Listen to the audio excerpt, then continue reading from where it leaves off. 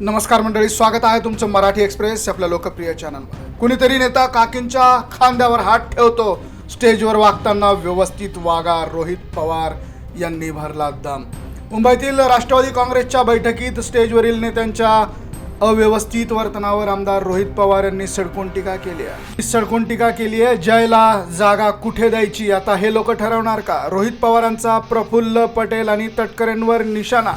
कुणीतरी नेता काकींच्या खांद्यावर हात ठेवतो, जय पवारला जागा दाखवता का, असा सवाल यांनी यावेळेस उपस्थित केलेला आहे। तर मंडळी, जयला जागा कुठे द्यायची आता हे नेते ठरवणार का, असा दम रोहित पवार यांनी भरलेला आहे। स्टेजवरच्या गैरवर्तनावरती रोहित पवार हे चांगलेच भडकलेले आहेत। तर शरद पवार गटाचे आमदार रोहित पवार यांनी हल्ला चढवलेला आहे। स्टेजवर वागताना व्यवस्थित वागा, सुनेत्रा काकींचा आदर ठेवा, अशा शब्दात रोहित पवार यांनी अजितदादांच्या राष्ट्रवादीतील नेत्यांना दम भरलेला आहे। मनसे अध्यक्ष राज ठाकरे यांनी रोहित पवार यांची भेट घेतली।